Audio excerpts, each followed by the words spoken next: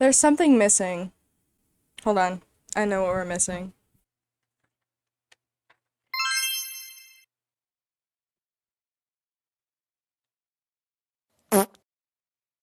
Better.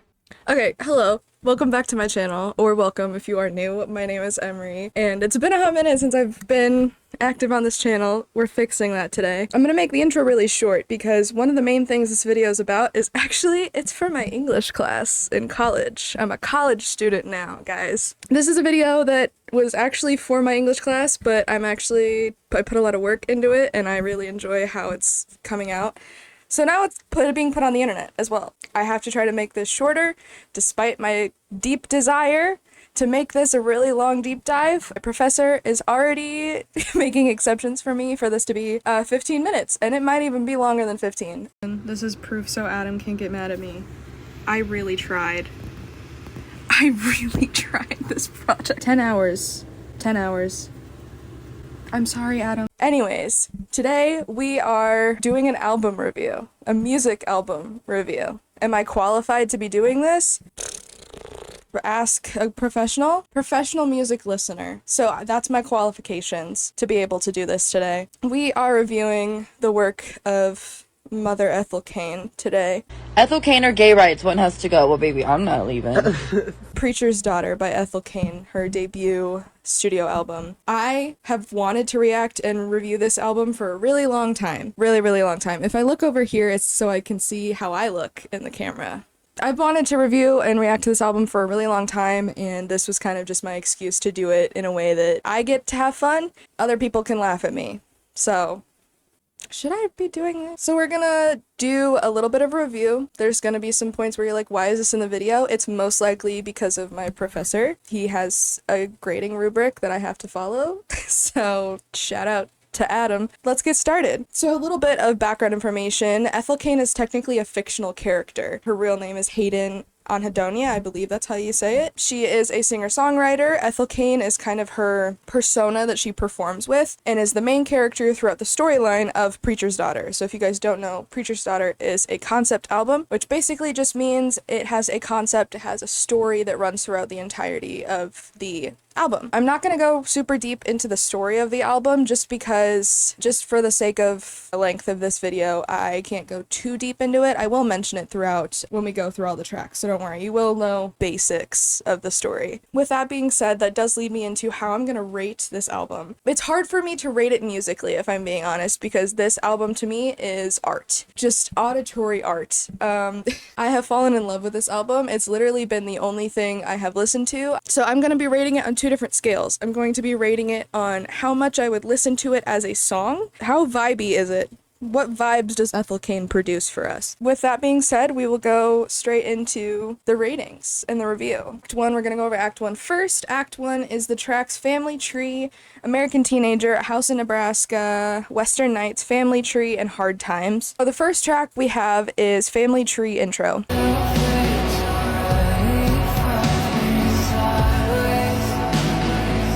It is the introduction to the album. I immediately fell in love with Ethel Cain's voice. Her vocals are amazing, her instrumentals are amazing. You're gonna hear me compliment those two things as well as her lyricism throughout the entirety of this video. It is literally one of the best intros I've heard in albums. It's an amazing song as an introduction song. Some of my notes from my initial reaction: I really like the way it sounds and very epic sounding. There is part of me that hopes that maybe someday we will get a Preacher's Daughter movie. Someone contact A24 this moment, please. There's not much to go off of just because it is, again, an introduction. I'm also going to share my favorite lyrics from each song because I think the lyrics in this album are insane. And they deserve to be praised. My favorite lyrics from Family Tree, I feel like this is probably everyone's favorite lyrics. Jesus can always reject his father, but he cannot escape his mother's blood. The next song we go into is American Teenager.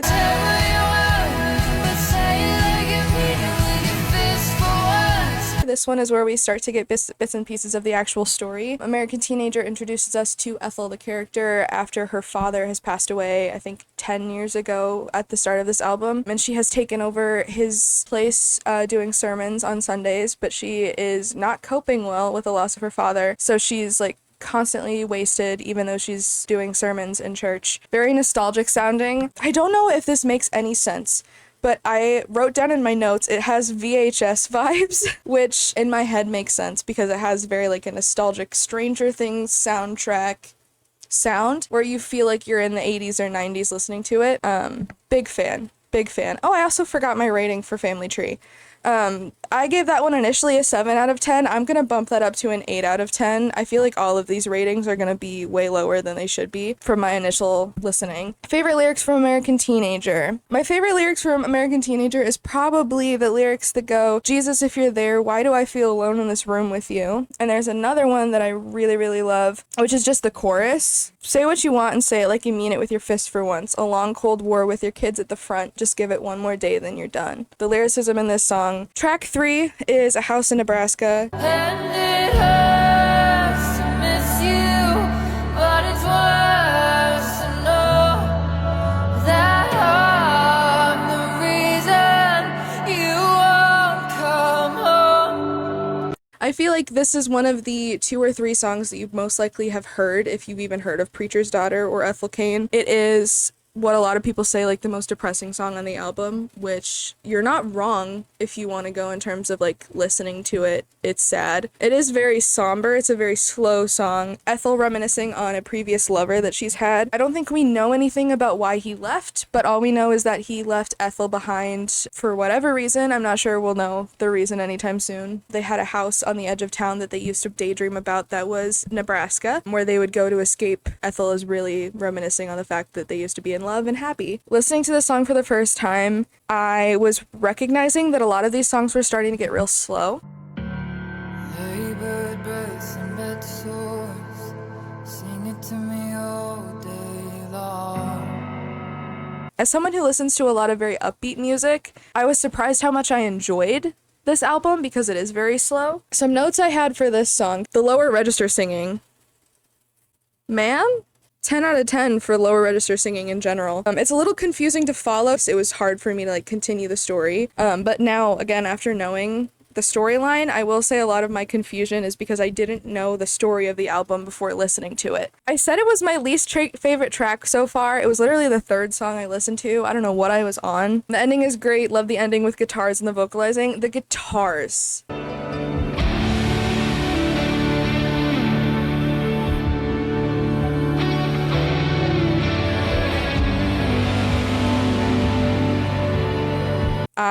The instrumentals, beautiful. My first impression rating for American Teenager, by the way, because I keep forgetting to do that, was 6.5 out of 10. That's just incorrect. I would say that's probably like a 9 out of 10 for me now on like music listening. In terms of story, I would say it's probably like an 8 because you get caught up listening to the actual song. You don't really recognize like the story that it's telling. For A House in Nebraska, I initially rated it a 6 out of 10.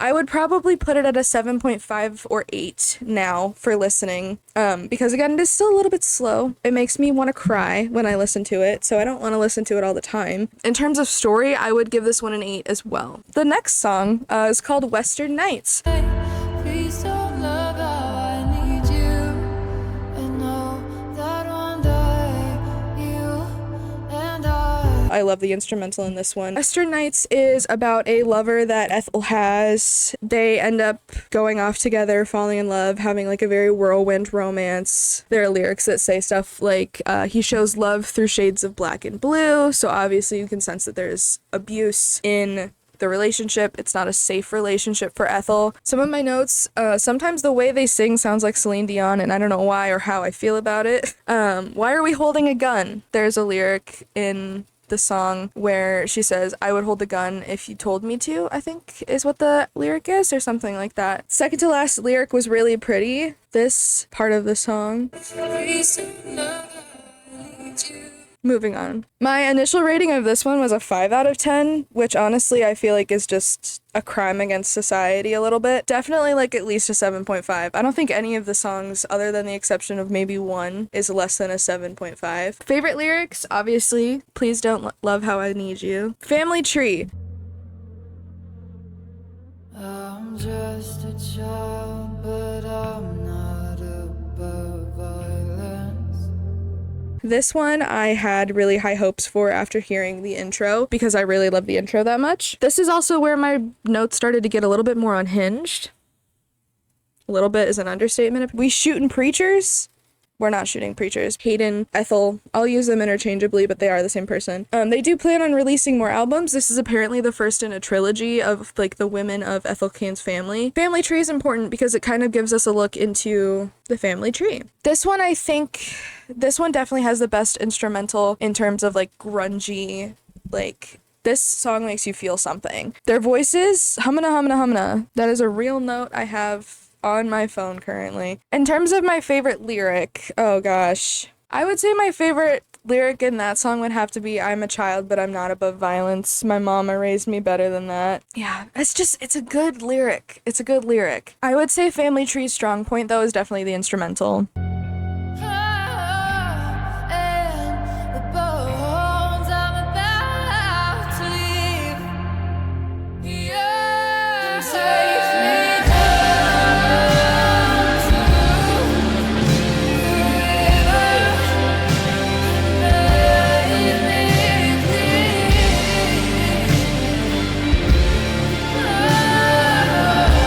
Ethel does a really good job with having like that release in songs. If you know music, there's kind of like this buildup of tension in a lot of music, and it leads to a very big release in the song, and it causes like almost like you finally can take a breath, it feels like. So that one I gave an 8 out of 10. I would say it's at least an 8, if not an 8.5 at this point. It's probably one of my lesser listened to songs, but still amazing. And in terms of story, I would probably have it an 8 too. This leads me into probably my second favorite song on the entire album. Before anyone freaks out, for those of you who have listened to this album and know the story of this album, yes, I know what this song is about. No, me saying that this is my second favorite song is not me saying I support or endorse or enjoy the things that are talked about or mentioned or referred to in this song, so don't put words into my mouth. Our next song is called Hard Times.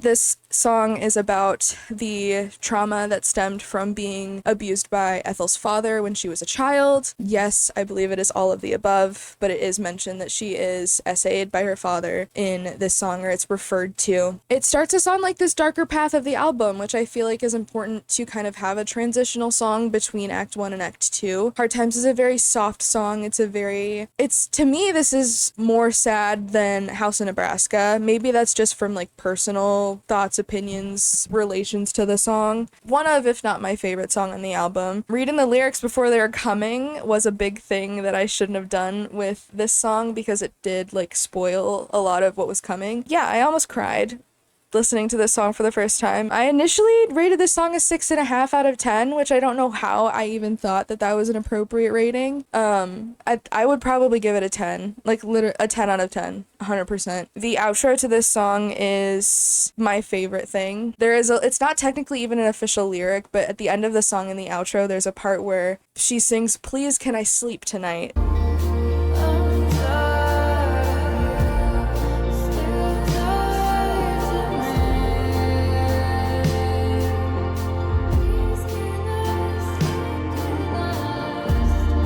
I listen to the song for that outro.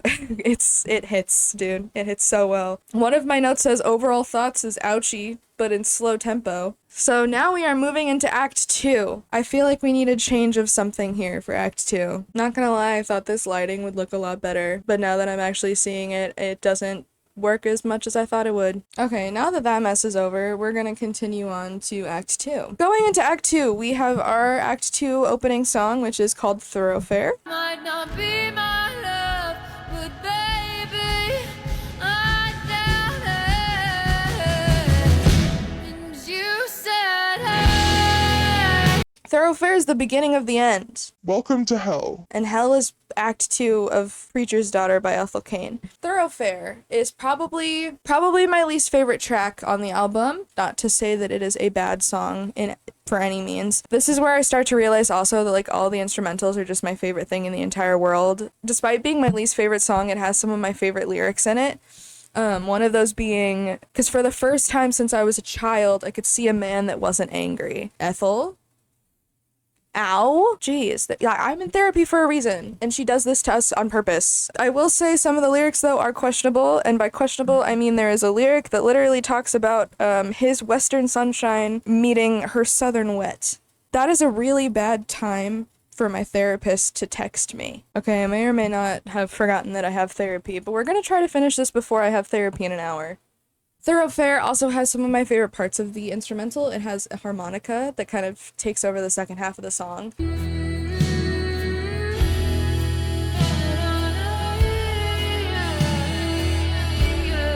This is also the longest song on the album. This is, I think, a 9-minute runtime song. It's also part of the reason why I don't like it. I think I have an unpopular opinion in terms of, like, there is, I think it's like a 2-minute or like minute and a half long outro of like a scat jazz type of, and while I love that, I do actually like love listening to that. I just wish it was a separate, almost interlude track on its own, because I think listening to Thoroughfare and then listening again to the outro for Thoroughfare, it makes me not want to listen to Thoroughfare as much, because I don't always have 9 minutes to sit and listen to a singular song, and that's why I don't really play it all that much. I still think it's amazing. I still think the outro is amazing. I just almost wish it was like a separate interlude track. My first impression rating was a 5 out of 10. I said it would have been a 6.5 or higher if the outro was like separate. But yeah, I still really like the song. I probably would keep it at like a 6.5. It still is a great song. I just think it goes on for a little bit too long, and that might just be my ADHD brain. Gibson Girl, it's time for the sex song. Black leather and dark glasses. Pour in another while I shake my ass. My first note for this song for my initial reaction was first glance at the lyrics, and they are something, all right. Once again, fuck it up, Ethel, with these lyrics and instruments. Did I talk about the story for Thoroughfare? Ethel meets a guy named Isaiah, who they meet in Texas after she's on the run from her previous boyfriend. He got in a shootout and got killed. All you need to know is that Logan is no longer with us, and now she is with a man named Isaiah, who's the man who caused this. Isaiah is a menace to society. Isaiah should be put in a federal maximum security prison for the rest of his life. Isaiah is a menace. We do not like Isaiah. Gibson Girl. This is where we learn why Isaiah is a menace and why we do not support him in this house. Gibson Girl follows Ethel and Isaiah have made their way across the western side of the United States. They are now in California. Isaiah has decided to take it upon himself to start pimping Ethel out for money and drugs. And so she is losing touch of reality, and she really is only doing it because in the lyrics there's even a line that says, if it feels good, then it can't be bad. So Isaiah is like gaslighting this woman into being like, well, it feels good. And she's finally getting like a taste of rebellion against her religious upbringing. So if it feels good, then it can't be bad. Feels very 50 Shades of Trauma to me. And then this one also has a guitar solo at the end. Very scrumptious, very yummy.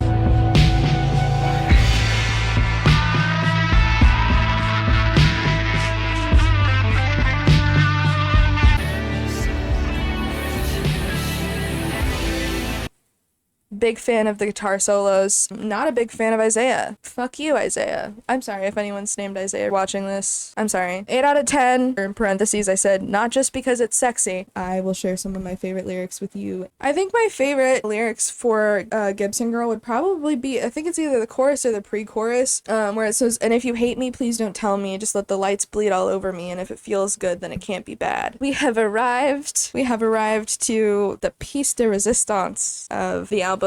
Is it ptolemaea?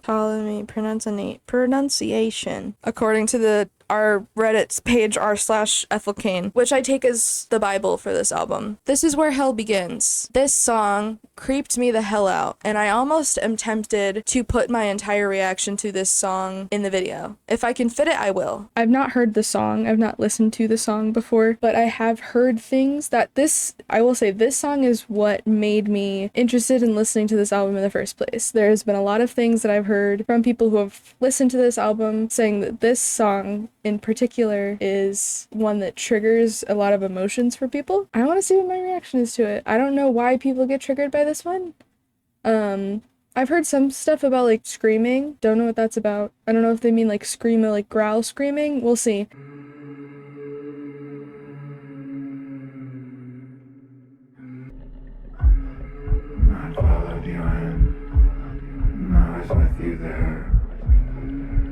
invited you in.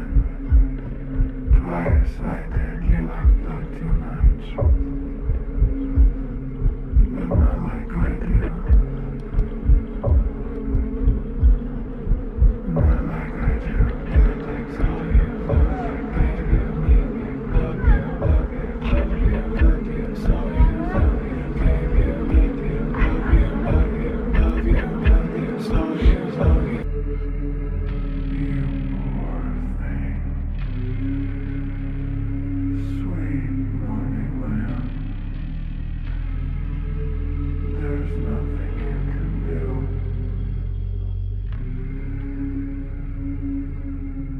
It's already been done.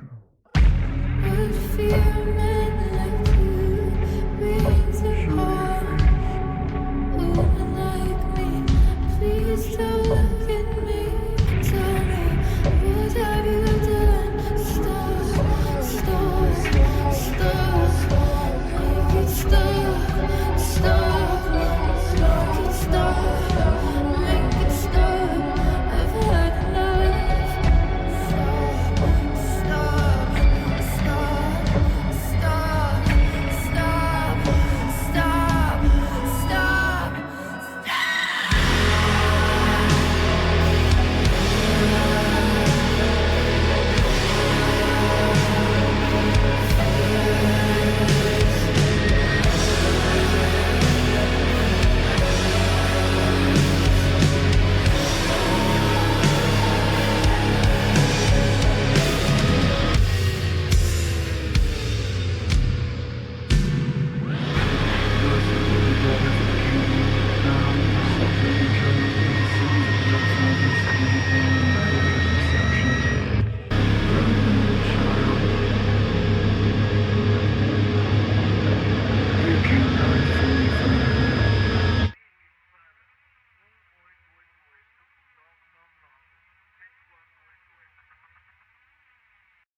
This song, I think, is the song. So it wouldn't surprise me if this was something that, like, people have heard of, or even if you've heard of this song and haven't listened to the entire album. Ptolemaea is the one that a lot of people know. I can't really even say much about this song other than the fact that it is absolutely insane. Storyline wise, this is the song. Ethel has been pumped full of drugs. She's been used for a long time now. She's still cooped up with Isaiah. She's losing sense of reality due to the amount of drugs that she's being pumped with, and she starts to hallucinate, and she tries to confront these hallucinations with Isaiah, and he ends up brutally killing her.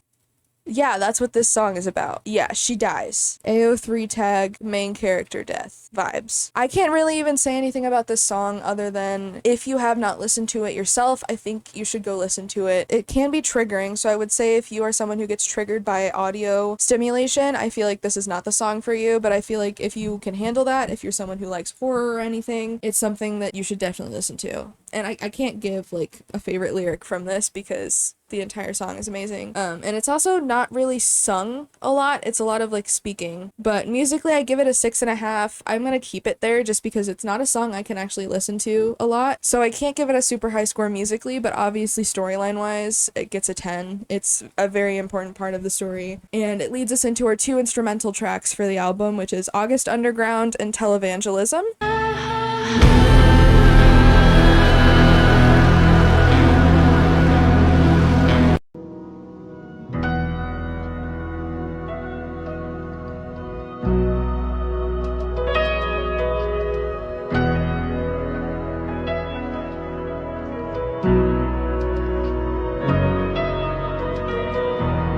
Both of those songs are really amazing, not lyrics, and I can't really describe them to you, but I will tell you the story as to why they are important to the album. August Underground is like the track where Ethel is like literally passing away, and you can hear that in the song. Not like actual death or anything, so don't feel like you're gonna hear that, but it's the instrumental literally makes you feel like there's something wrong that's happening, and I didn't even know, again, I didn't know the story when listening to these tracks, but I think my notes have, it shows you that even though I don't know the story to this album and I don't know the stories to these songs, you still feel them, even if you don't know what's going on. Definitely needed a somewhat calming thing to listen to after what we just went through. Still has this unsettling feeling like the last one though. Sounds very much like I'm listening to a movie, and the ending did freak me out. The notes, I don't I don't like these fucking binaural audio effects. Stop scaring me, Ethel.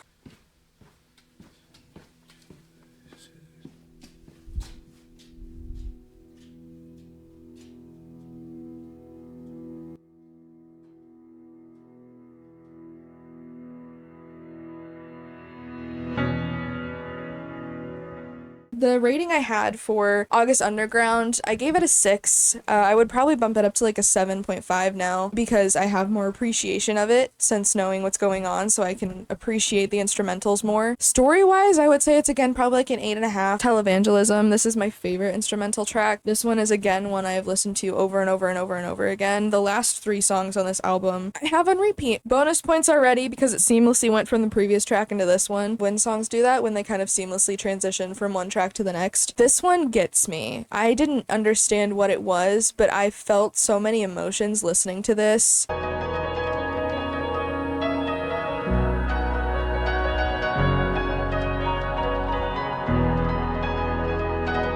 This is the song that storyline-wise, it is when Ethel is kind of like ascending to heaven or wherever she goes once she's dead. And you can almost feel that. I didn't understand what this track was about again, but like some of my notes were like, sounds strangely comforting and nostalgic. There's this sense of childlike hope and faith, comfort in something larger than you in the world. I gave that one an 8 out of 10 for my initial rating. I would probably give it a 9.5. It is an amazing track. And for storyline, I think 9.5 fits as well because it's our transitional song into our main character is no longer alive, which I don't think anyone expects when you're listening to a concept album. That leads us into the next song, which is Sun-Bleached Flies. God loves you, but not enough to save you.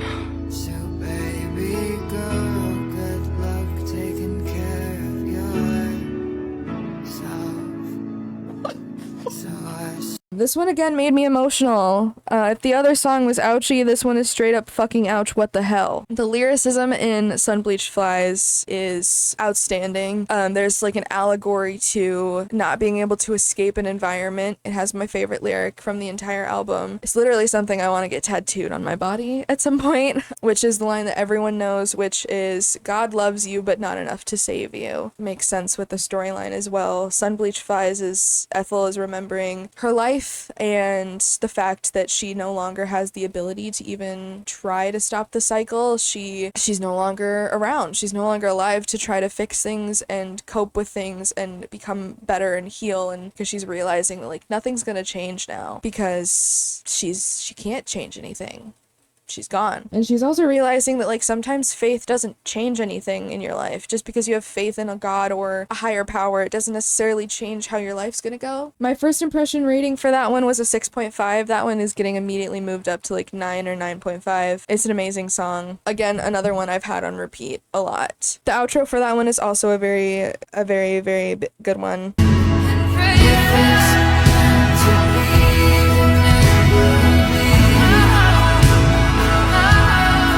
Now we're at the final song of the album, which is called Strangers. How do I say this nicely? Trigger warning, cannibalism. Yeah.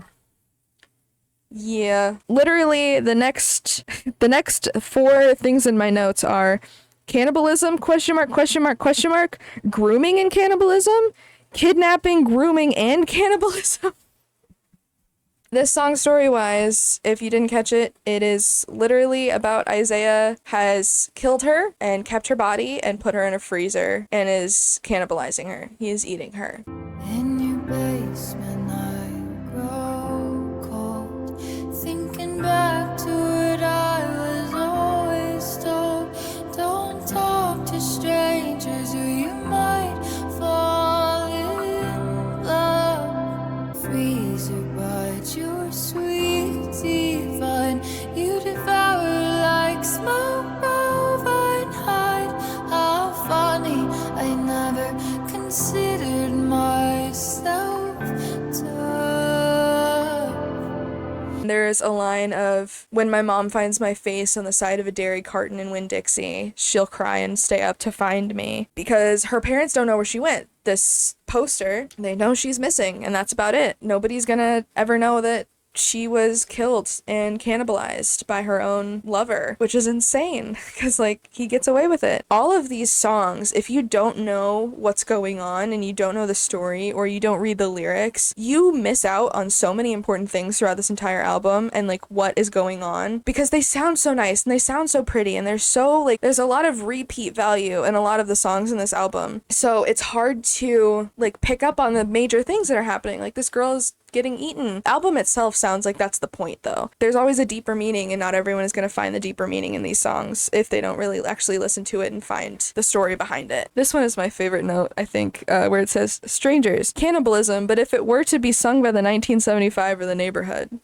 Am I wrong? So I thought it was talking about being, like, her unaliving herself at the end, because again, I didn't know the story, so I wasn't aware that she had passed. So I was like, did she just unalive herself? That's insane. No, bestie.